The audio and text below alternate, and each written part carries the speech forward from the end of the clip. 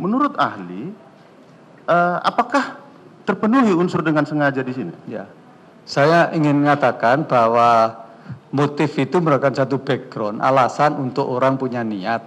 Kalau nggak ada motif, tidak mungkin ada niat. Kalau nggak ada niat jahat, tentu kejahatan juga tidak muncul. Gitu. Ya, muncul ya.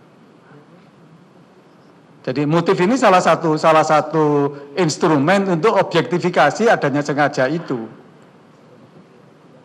Fakta objektifnya harus ada di situ juga. Kita nggak bisa katakan menentukan orang punya motif tertentu tanpa ada fakta objektif yang menjadikan orang itu punya motif. Kalau di fakta objektifnya tidak ada ditemukan motif, Ya tidak ada motif. tidak ada motif. Kemudian motif itu harus relevan nggak dengan akibat? Motif itu hanya relevan untuk perbuatan. Motif relevan dengan Untuk perbuatan, karena niatnya melakukan perbuatan, akibat itu kan masih belum pasti. Belum pasti. Baik, tadi ahli menjelaskan terdakwa mempunyai hak ingkar. Dia bisa keterangan terdakwa mempunyai hak ingkar. Oh iya. Kemudian dicari bukti lain untuk membuktikan kesalahannya. Kalau ternyata setelah dicari kemana-mana tidak ditemukan juga alat bukti lain, di samping terdakwa tidak mempunyai hak ingkar, itu bagaimana? Ya kalau memang tidak terbukti, ya tentu tidak terbukti. Tidak terbukti ya. Ya. Kalau sekiranya alat bukti yang dihadirkan semua meragukan, Ya. tidak meyakinkan sesuai dengan keyakinan hakim misalnya, meragukan lah. Itu kira-kira bagaimana pendapat ahli? Harus meyakinkan. Harus Kalau nggak meyakinkan, ya berapapun banyak alat bukti, kalau nggak meyakinkan, ya tidak bisa digunakan untuk memutuskan terdakwa bersalah. Harus meyakinkan ya. Kalau ragu-ragu bagaimana? Ragu-ragu, Tidak yakin. nggak boleh. Nggak boleh ya. Ada ungkapan begini barangkali untuk menjadi renungan saja gitu. Khilaf dalam membebaskan orang bersalah itu lebih baik daripada khilaf dalam menghukum orang tidak bersalah. Kan ini fatal ini, menghukum orang tidak bersalah itu kan fatal itu. Menghukum orang yang bersalah, Menghukum fatal. orang tidak bersalah itu fatal. Menghukum orang yang tidak bersalah itu fatal. Lebih terus? Menghukum orang yang tidak bersalah itu fatal. Fatal sekali ya. Cukup. Penuntut umum ada tambahan?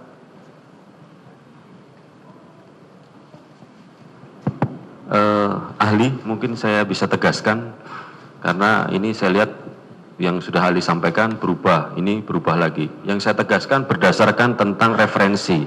Artinya kami sangat percaya dengan kapabilitas ahli sebagai ahli pidana material bahwa semua yang disampaikan itu berdasarkan referensi.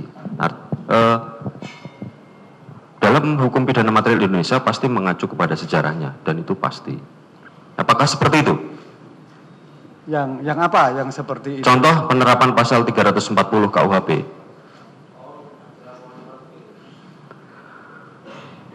Saya tidak paham. Nah, insidenkan gini, seperti tadi disampaikan. Tadi disampaikan saya catat bahwa dalam pasal 340 KUHP itu saudara tadi menjelaskan di sini motif hanya menjadi sebuah bahan saja yang terkait dengan ini.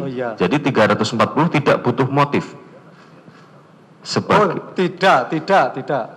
Untuk membuktikan terhadap pasal 340 tidak membutuhkan motif. Tidak harus dibuktikan motif. Tidak harus dibuktikan motif. Jadi tidak harus dibuktikan motif di 340. Makanya saya tegaskan di 340 tidak dibutuhkan motif. Ya. Karena itu bukan dari bagian dari unsur. Bukan. Untuk membuktikan unsur kesalahan kesengajaan bukan menjadi bahan untuk itu salah satu bahan saja, bahannya banyak. Bahannya banyak terhadap kondisi-kondisi eksternal tadi, data-data eksternal yang diobjektifikasi sebagai satu seleksi tadi. Iya. Kalau data-data eksternal yang disampaikan dengan kualitas tadi saudara sampaikan, apakah itu bisa di dalam hukum pidana? Sebenarnya saya tidak akan masuk ke hukum pidana formil, karena tadi saudara juga menjelaskan bukan keahlian saudara, tapi karena sudah Ya. berkembang, saya juga mau bertanya, apakah itu berkaitan dengan apa yang dinamakan Keting Bewis 185 ayat 4, bahwa persesuaian alat bukti saksi-saksi yang saling bersesuaian. Oh iya, iya. Apakah seperti itu? Iya. Bisa pembuktian hukum acaranya dengan pendataan materialnya, apakah dengan teori tadi kesengajaan yang diobjektifikasikan? Objektifkan, iya. Apakah itu memang selaras dan Iya, memang seperti saya itu? iya. Nah, kalau seandainya ada data-data eksternal tadi yang dianalisa sesuai teori, dan saya tadi di dalam Yang Remeling juga menjelaskan ada Hogradnya juga. Di sini jelaskan data eksternal yang dikumpulkan itu diseleksi Ya. untuk sekedar pengalaman sesuai dengan pengalaman manusia pada umumnya, Ya. nalar dan tanggung jawab. Ya, ya. Kalau seandainya ada saksi-saksi dalam suatu peristiwa pidana, Iya. ya kan, bahwa saksi-saksi melihat pelaku memasuki Iya. tempat kejadian, Ya. kemudian keluar lagi, kemudian mengobservasi Ya. semua tempat kejadian, kemudian melakukan tindakan-tindakan memesan ataupun mempersiapkan alat kejahatannya. Saya tidak akan masuk ke karena tadi saudara juga sudah menjelaskan secara tegas, saudara tidak akan menjelaskan terkait dengan perkara yang sedang ditangani. Ya. Tapi saya ilustrasikan seperti itu, bahwa tadi sudah diobservasi, sudah mempersiapkan lokasi, tempat, memilih tempat dan Ya. memesan dulu terhadap alat itu. Nah, dikaitkan dengan Keting Bewis yang saudara tadi jelaskan, bahwa masing-masing saksi melihat satu frame, satu kejadian yang saling bersesuaian dengan saksi yang lain, dan tadi saudara bilang apakah itu merupakan Keting Bewis juga? Ya. Nah, Keting Bewis juga. Nah, dengan itu selaras dengan keterangan ahli-ahli yang menjelaskan scientific evidence yang bisa dipertanggungjawabkan secara ilmiah, bahwa bersesuaian itu sesuai dengan apa, waktu dan alat pidananya, kemudian itu sesuai dengan keterangan ahli objektifikasikan dengan tadi data-data eksternal tadi, apakah itu memang seperti itu prosesnya untuk membuktikan suatu kesalahan atau membuktikan kesengajaan dari pelaku? Iya. Ya memang begitu. Memang begitu? Iya. Mohon izin majelis, terima kasih. Cukup ya, waktunya sudah siang. Ada tanggapan dari terdakwa? Tidak ada. Terima kasih, ahli. Boleh meninggalkan ruang sidang.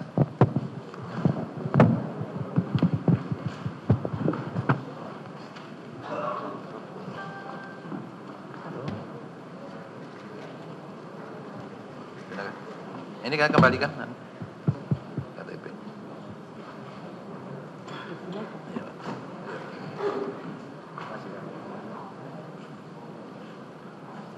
Di sini aja, Pak.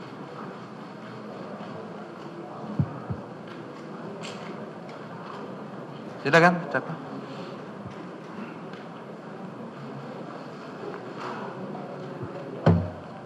Masih ada ahli yang mau diajukan? Baik, Yang Mulia, masih ada dua lagi. Tapi kami memohon karena masih di perjalanan dan macet, kalau boleh nanti 2:30 Oh ya. untuk Ya. Ya, kita buka jam 2 ya. jam Jam 2. 2 mungkin mudah-mudahan sudah sampai sini. Baik. Ya. Ya. Ya, begitu. Kita skor sampai jam 2. Demikian sidang kita skor.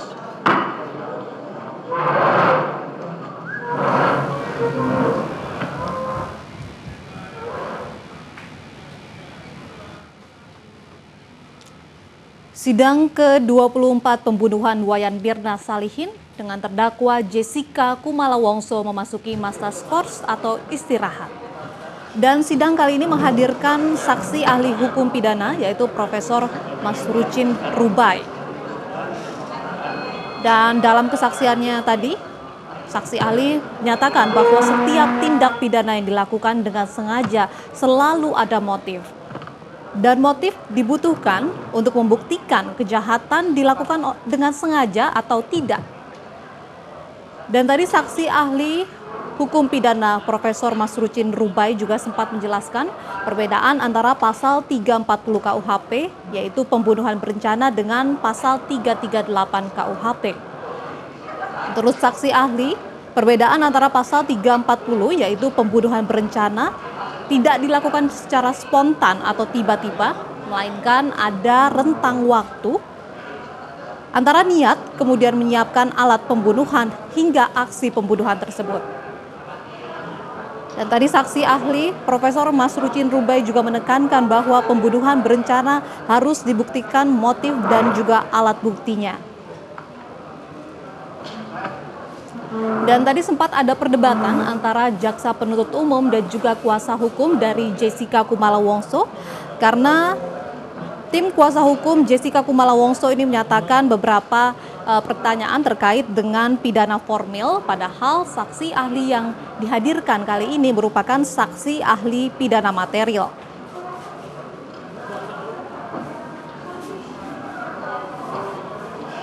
Dan tadi saksi ahli juga sempat menjelaskan terkait dengan teori pembunuhan berencana yang didakwakan oleh Jessica Kumala Wongso. Dan tadi saksi ahli Profesor Masrucin Rubai juga menyatakan bahwa CCTV yang didapat dari Cafe Olivier tidak termasuk dalam petunjuk dalam KUHP. Pasalnya CCTV tidak diatur atau KUHP tidak mengatur terkait dengan alat bukti CCTV.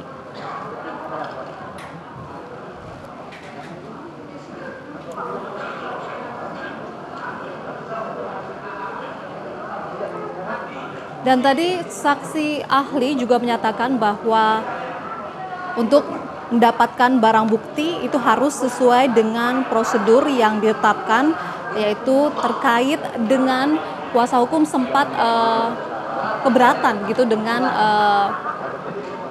rekaman CCTV yang didapatkan dari Cafe Olivier. Pasalnya tim penyidik tidak membuatkan BAP saat mentransfer dari DVR di Cafe Olivier ke dalam flash disk untuk dianalisa CCTV di Cafe Olivier tersebut. Dan juga saksi ahli juga menekankan bahwa harus ada minimal 2 alat bukti untuk mendakwa seseorang melakukan tindak pidana.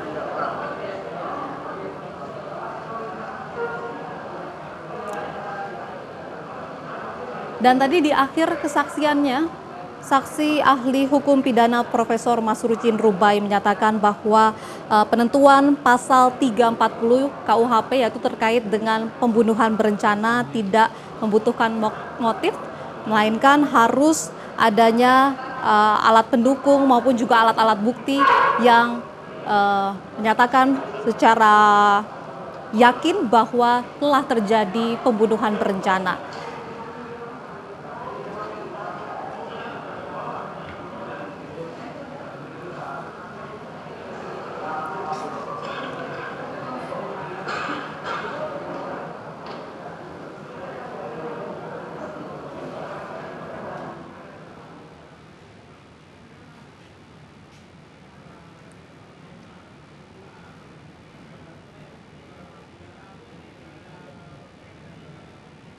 Pemirsa, breaking news misteri kematian Mirna akan hadir usai jeda berikut bersama rekan Zaki Hussein. Tetaplah di iNews TV.